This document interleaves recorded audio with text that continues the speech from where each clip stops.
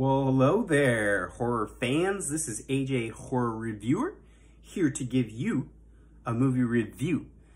Now, this one stands on the border between horror and not horror. I want to say it's kind of horror adjacent, but you let me know. I'm doing The Joker from 2019. This one's 2 hours and 2 minutes. Rotten Tomato gave it a 69% on Rotten Tomato. The fans give it 88%. This is on Netflix right now. This is directed and co-written by Todd Phillips. Of all people, I was not expecting this type of film from him. Most people know him from The Hangover, Old School, but at Due Date, just comedies, right? It's just this is a different level. Yeah, it's very surprising, and I believe the new Joker, Joker Folie à Deux, if I'm saying that correctly, is supposed to come out this year.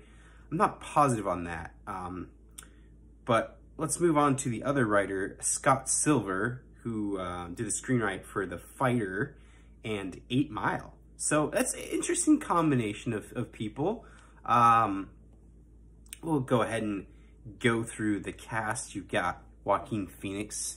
I mean, just insanely incredible performance. He lost like 80 pounds or something. It's just commitment. I mean, oh wow. I can't even begin to explain how amazing of a performance that was. Of course, I mean, he's been in so many movies, but horror-wise, he's been in Signs and Beau is Afraid. Was that new one by Ari Aster, which is a trip. I recommend that one highly if you like the very strange flicks like that in your horror. Since also got Robert De Niro. I don't really need to name too many films, right? I mean, he's been in so many. He's just a great actor. I mean, horror-wise, I'd say, or sort of horror-wise, is Cape Fear, and then Hide and Seek was probably more of a horror movie, which I haven't seen in a while. I'm gonna have to check that one out. Then you got Zazie Beetz, who was in Deadpool 2, and horror movie that she was in was Slice, which I hadn't seen, which I need to check out.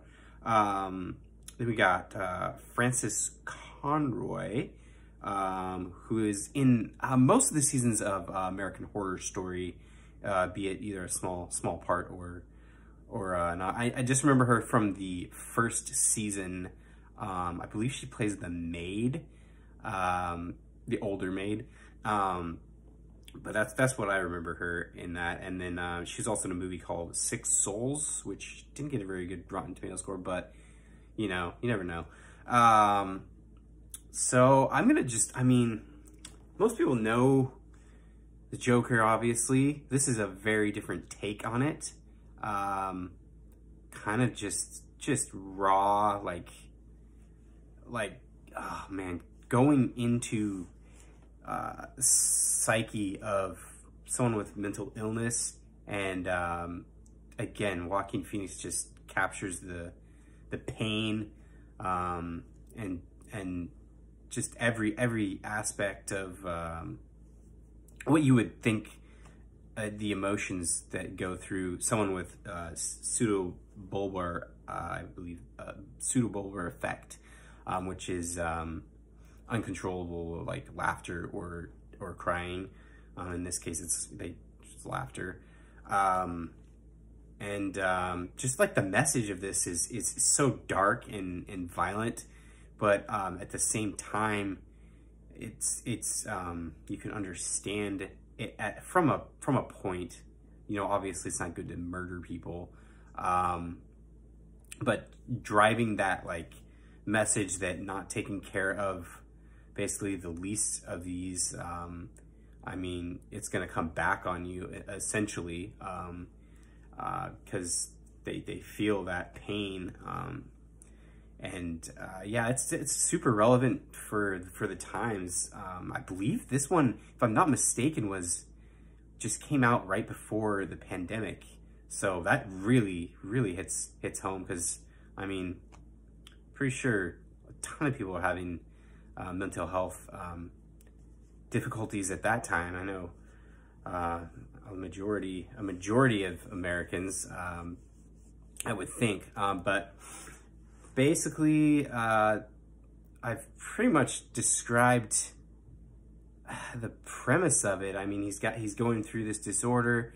It's just getting harder and harder, and then he finds out that his mother adopted him, and that he was beaten and tortured by his mother's boyfriends at the time, who she allowed to happen.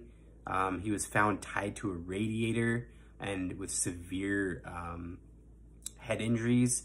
So it's just, man, it really digs deep into childhood trauma and how you can, like, how your brain will try to cope with things like that. And it's a really important subject, I think,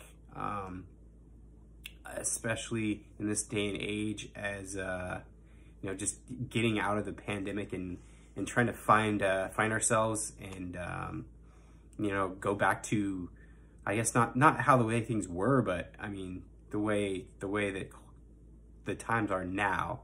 And man, this just hits hard. Like, just makes you think. It's really tragic, honestly.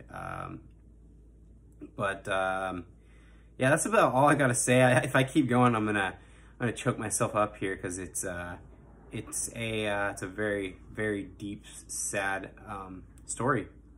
But if you enjoyed this content, hit that subscribe button.